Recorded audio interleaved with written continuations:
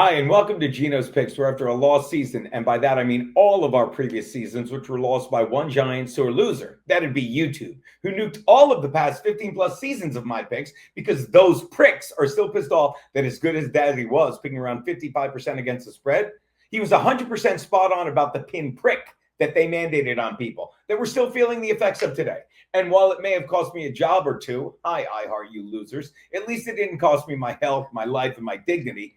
Mostly because I lost all three of those long ago gambling on these humiliating picks. But hey, this is no time to humble brag. Let's get to making an ass of myself with these four opening picks. My first pick tonight, the Eagles are giving 8.5, to the Cowboys in Philly. Wow. The season kicks off tonight in Philly, where the defending Super Bowl champions take on the defenseless Dallas Cowboys. Well, they have some defense, but you can't argue. At defensive end, after All-Pro Micah Parsons was sent to Green Bay packing, they're a little light. Sent in exchange for Kenny Clark and 2 first-round draft picks. And while the Pack will see immediate impact, the only impact Dallas will see this week is the head-on collision with the juggernaut that's division rival Birds, led by Jalen Hurts, A.J. Brown, and ESPN's #1 player, New York Giants, Saquon Barkley. The Cowboys will counter with Dak Prescott, who spent the offseason resting his torn hamstring, most likely on the pile of $240 million from the extension he inked about an hour before the injury. At least that's the timeline Dallas Cowboy fans are calling. And even if Prescott's returning in top form, who does he have to get the ball to other than C.D. Lamb? Ironic that's his name, because considering the other options on offense are Javonte Williams, who washed out in Denver, wide receiver George Pickens, who was thrown out of Pittsburgh. Lamb is the only guy on offense that isn't a C or a D. And if Lamb thinks this team is going to do anything in Philly tonight, well, as I said in college, CD's nuts.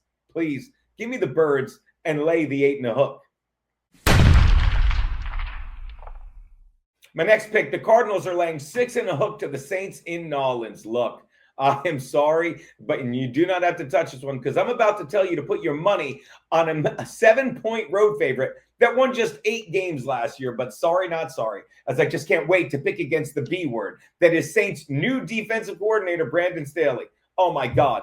After what he just did in San Fran as their assistant coach / assistant DC, taking the team from the Super Bowl to the shitter with his incredibly terrible leadership, the only DC that should be associated with his name is the comics, because Staley is a joke. So how did he get the gig? Because his buddy Kellen Moore's the new head coach, and that's the guy he gave the Bolts OC gig to after he made then OC Joe Lombardi the scapegoat, following their wild card playoff collapse when the Chargers blew a 27-point lead to the Jags. Wow. And he actually got away with it for 1 year. Not like he got away with covering up something that he made collapse for 20-plus years. This is the NFL in Jacksonville, not the FBI in New York City. What? Shut up, YouTube. Look for Kyler Murray and James Conner to go wild on the Saints D. And the Saints have no answers when their offense is on the field, led by Spencer Rattler, at least for this week. Another brilliant move proving Kellen Moore is a slightly above average OC that was lucky enough to have that gig last year in Philly when all the pieces came together, as Moore did exactly what they hired him to do last season, spending the majority of every Sunday doing the same thing NFL wives do, staying out of the way. And just like those women who didn't, he's in the line of fire. And he's about to spend every Sunday afternoon ducking and then apologizing to the men that are actually in charge. Give me the Cards on the road and lay the near touchdown. You gotta.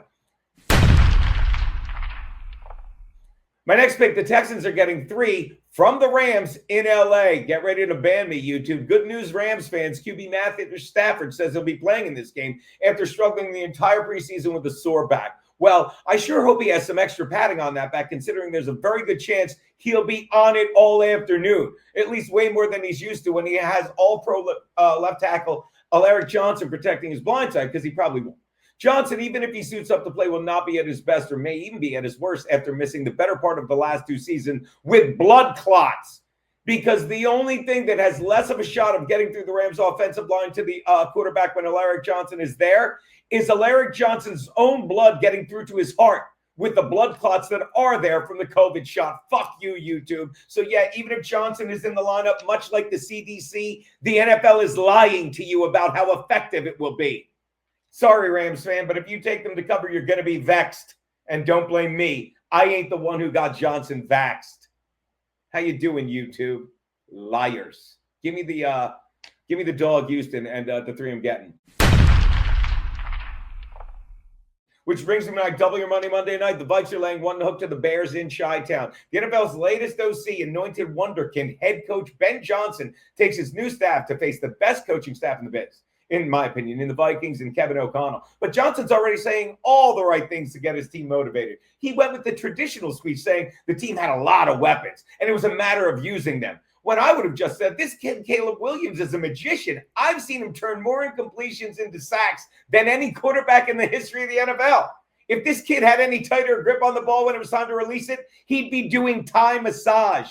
Instead, Ben Johnson really blew us away with his newsflash that this team is loaded with weapons and it was a matter of using them. How's that a newsflash? Really, Ben? Because telling me a group of undisciplined black men in Chicago have a ton of weapons is not news. And just like those gangs, teens in Chicago, Caleb usually hits the wrong guy in the chest.